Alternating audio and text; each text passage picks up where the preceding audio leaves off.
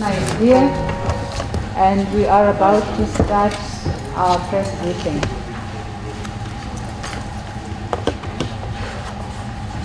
Are you ready, Commissioner? Yes, I'm ready. So we have Margaret. We have Angela. And yourself. Madam Sisi coming? Okay. But she won't be able to sit here. No. But if we need her to make a small intervention, I will call her in. And she's director of social Madam Sisi is the director of the department. Of social development. You have These two new names. directorates. New names. She is social development. Social development. Okay. The new structure. Because we have two directorates. I know, but the You names. always forget.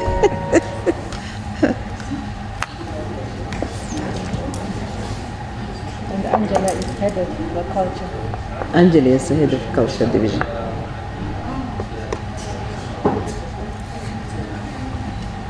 Okay, thank you so much, colleagues. I want to thank you very much for your patience. We've had a slight delay, but we are all good and ready to go. So once again, thank you so much. My name is Wayne Musabayana, and I am joined to my left by Her Excellency Commissioner Amira El Fadil. Commissioner is responsible for health, humanitarian affairs, and social development. And to her left is Dr. Margaret Asama Anyete, and she is the Interim Director of Health and Humanitarian Affairs. It is also my pleasure to announce that we are joined by the Director of Social Development, Mrs. Mariama Sise, who is not in the view of the cameras, but she's here with us, as well as Ms. Angela Martins, who is the Head of Culture. So Commissioner has brought her leadership team with her. Thank you very much for that, Commissioner. All right, so Commissioner is going to brief us on her portfolio, on the work that is being done, some of the successes, challenges perhaps, as well as some of the mitigatory measures that are being undertaken. And as usual, immediately after that, we would then have our question and answer section. So please get ready with your questions so that we move into that immediately as she finishes her briefing. But for now, Commissioner, it's over to you for your briefing. Thank you very much, Winnie, and thank you to DIC for all their efforts with my department and for also portraying and reflecting all the work of the African Union Commission. And thank you for your role with Africa CDC and the fight against COVID-19. And I would like to welcome on behalf of my department all of you, the journalists who joined us for this press briefing. Thank you for being here, and my apologies for the delay, but welcome and welcome to the Department of Health, Humanitarian Affairs and Social Development. This is the new name of the department. Till last year, or let us say till February, last year we were social affairs. And now after the adoption of the reform, now we are the Health, Humanitarian Affairs and Social Development, and now we have two directorates in the department. I have two directors. I have Madame Mariama Sise. She is the Director of the Social Development, and I have also to my left Dr. Margaret Agma. Margaret is also the Interim Director of Health, Humanitarian and Humanitarian Affairs, and as has been said also, we have with us Madame Angela Martin, the Head of Culture Division. I chose two topics for today. I chose to speak about the theme of the year, which is under my department, and the theme of the year 2021 is on culture, arts, and heritage as levers for the development of the Africa we want. And the second topic I chose to speak about is AMA. AMA is the Africa Medicine Agency. But with the permission of Winnie, I would like to do it differently. I will just be introducing the two topics, but I would like Madame Angela to intervene on culture, to say a few words about her work. This is her work, and that's why she's with me here. We work as a team. I lead, but we are one team. And also Dr. Margaret on AMA. And the same will go for Madam Sisi. I want her to speak about some of the issues that are pressing issues. It's not part of the topics, but it is an issue that we always talk about, which is the issue of migration. We will just share with you some updated information about this issue of the African migrants, especially the last incidents that's happened in the last few weeks. Starting this briefing, as I said, the theme of the year of 2021 is arts, culture, and heritage, levers for building the Africa we want.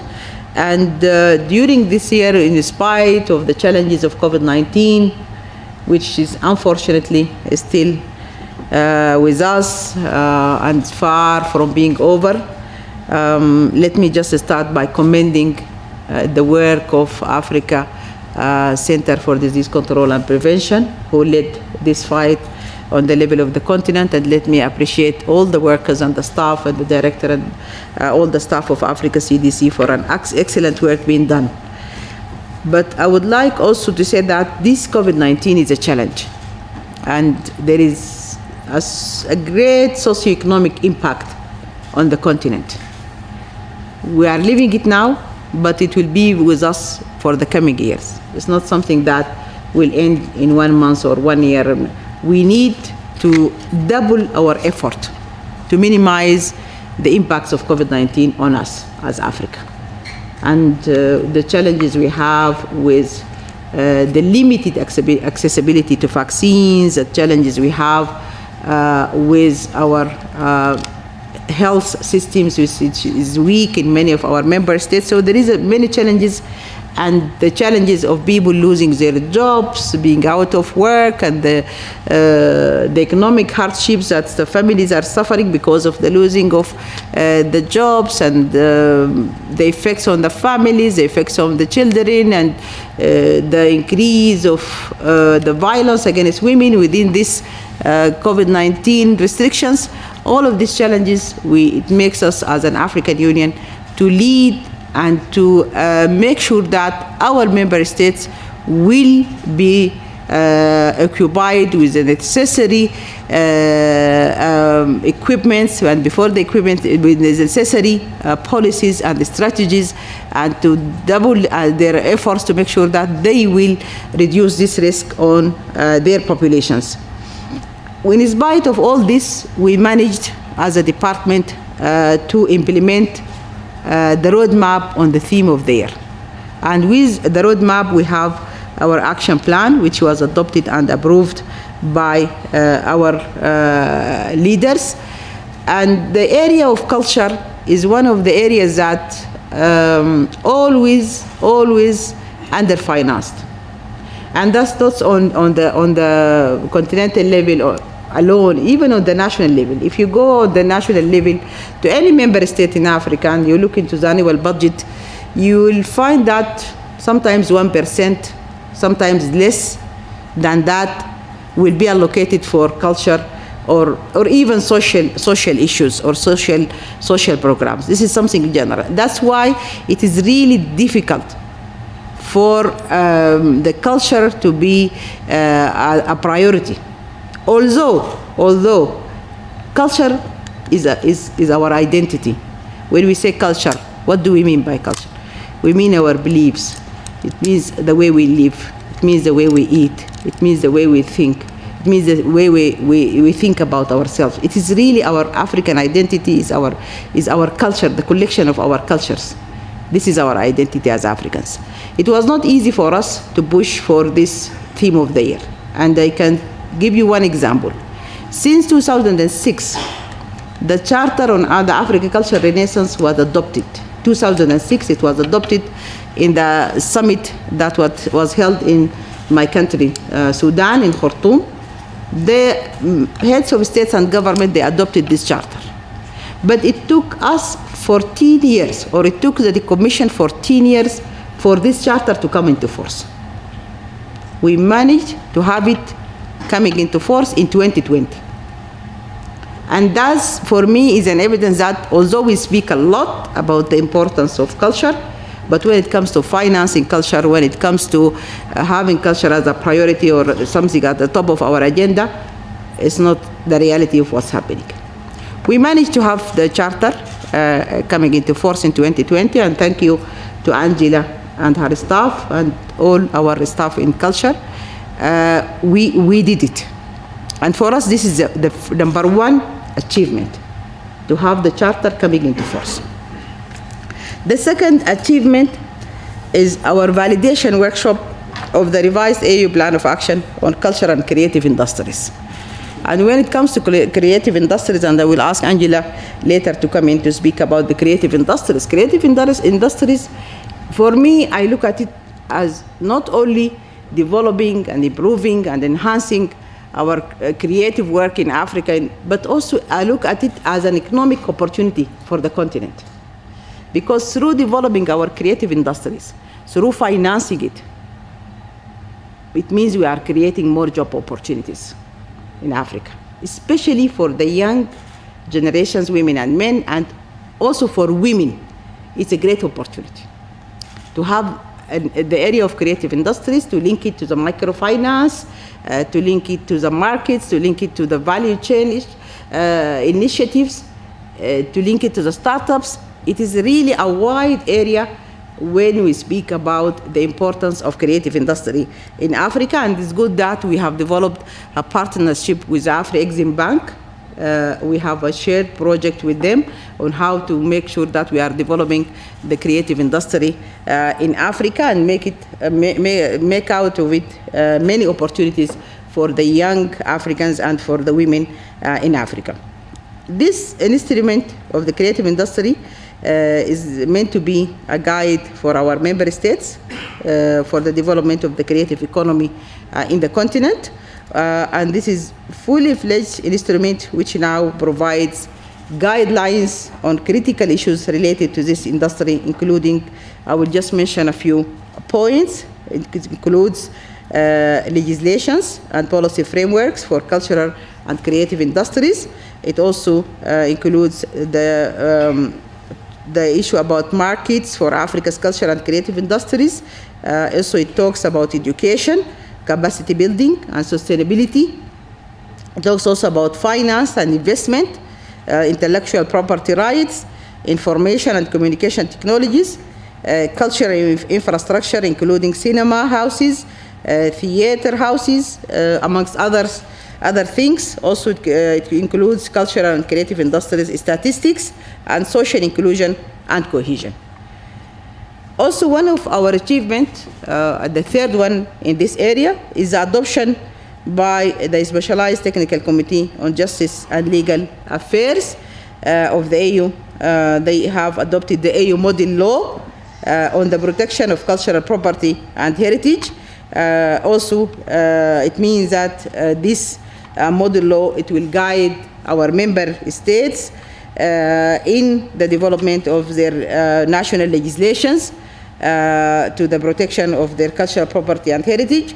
This for us is a key issue for the continent, and we need to curb this problem not only from the angle of the related restitution and the return of our illicitly trafficked cultural property and heritage, but also on the aspect of the protection and promotion of our rich heritage. And I'm sure all of you know that if you go to many museums around the world, you will find our African culture is on display in these museums. And what we are doing now, we are talking to many countries, European countries, and globally we are talking with them.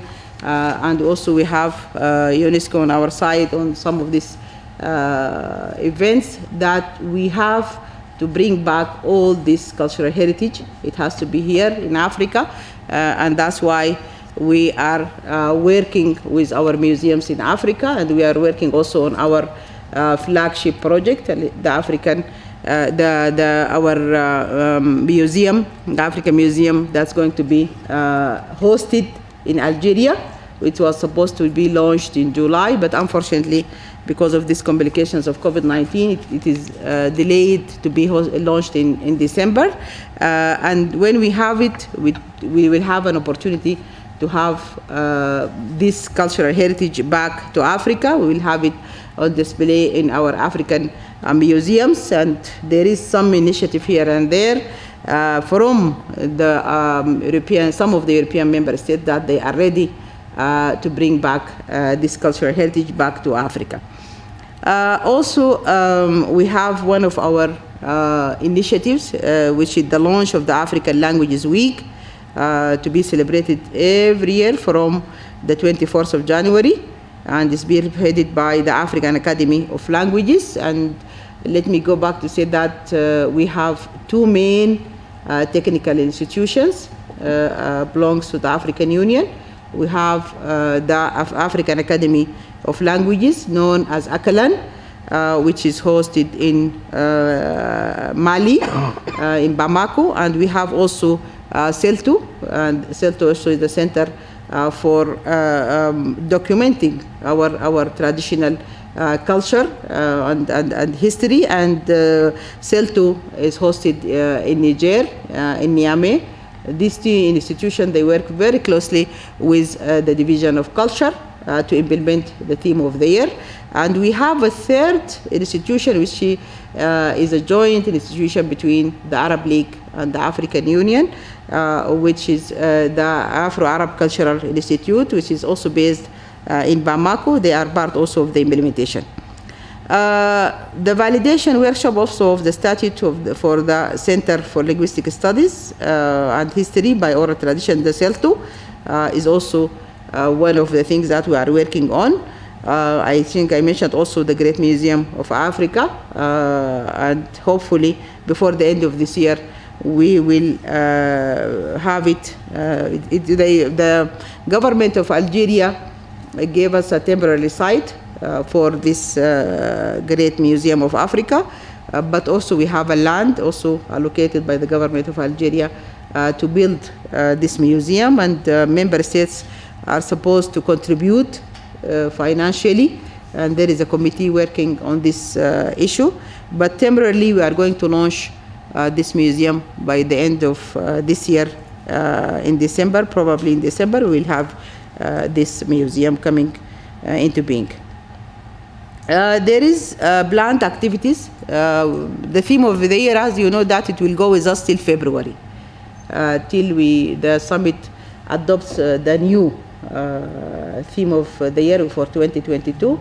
It is already under negotiation now on the level of this Executive Council, and we are having a decision on the coming theme of the year, which is also led by my department, and we are hoping that we will have the opportunity to have it also as a top agenda in 2022, and to lead the implementation with the rest of the departments of the Commission. Some of the planned activities that we still need to conduct is the participation in the Pan-African Film Festival of Ouagadougou. It's known as FISPACO. Maybe Angela can shed more light on this.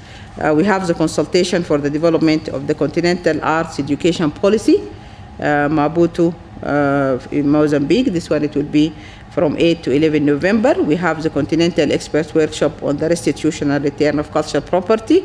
We have also the second Luanda Biennial on a Culture for Peace, and this is also one of the achievements. We did the first one, and now we are working on the second one with the government of Angola. We have the launch of the temporary Secretariat of the African Audiovisual and Cinema Commission, and this is also a new specialized agency of the African Union. It will be hosted also temporarily in Kenya, and we are working also with the government of Kenya to provide us with office space and to start the Secretariat of this Audiovisual and Cinema Commission. This is the first topic I wanted to speak about, and Winnie, if you allow me, I will give just a few minutes to Angela to reflect on this, and then we go to the second issue, which is AMA. Is possible? I'll give them 2 minutes. Yeah, okay. 2 minutes, Angela. Thank you very much. Perhaps Ms. Martins and Dr. Margaret can swap places so that she can make her briefing. But please, let's have a very brief summary because we have 30 minutes for this whole press conference. So that we can, Okay. yes, I will be very brief on the finish second time. issue. Yeah, Okay. all right. Okay, so this is Ms. Angela Martins, and she's the head of culture. You have the floor. Thank you, Madam Moderator, and thank you, Commissioner. I think mine is very easy because you really have mentioned the AU achievements in the Year of Arts, Culture and Heritage.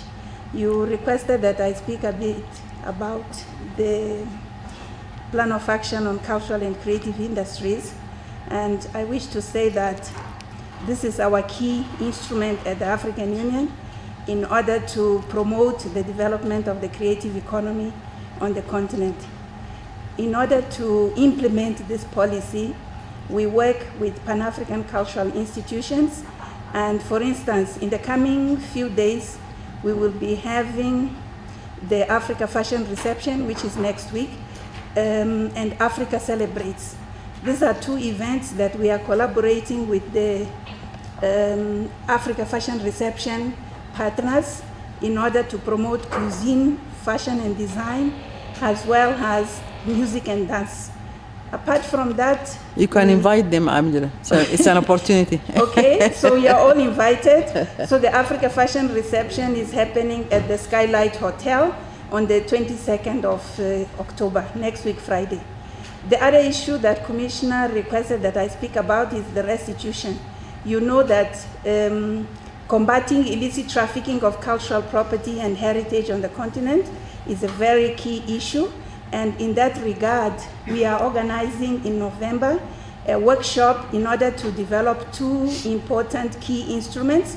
One of them is a strong African Union position on illicit trafficking and cultural property, and the other is the framework for negotiations with all those museums that have looted items from the continent. I thank you. Thank you so much. Commissioner, you have the floor. Thank you very much, Angela, and thank you, Winnie. And to save time, I'll be very quick on the second topic. Margaret, you can come. My second topic I chose for this briefing also is AMA. AMA is Africa Medicine Agency. And our African heads of state and government adopted in February 2019 the treaty for the establishment of the African Medicine Agency, known as AMA. And a minimum of 15 ratifications needed to be deposited at the AU Commission for AMA Treaty to come into force. I would like to share with you that on the 5th of October, we have celebrated our 15 ratifications. And I really take this opportunity in front of you to congratulate my staff, Dr. Margaret and her staff, that we did it, and in a very short time. At the beginning, when I spoke about the African Cultural Renaissance Charter, I told you that it was adopted in 2006. It came into force in 2020. It took 14 years for the charter. For AMA was adopted in February 2019.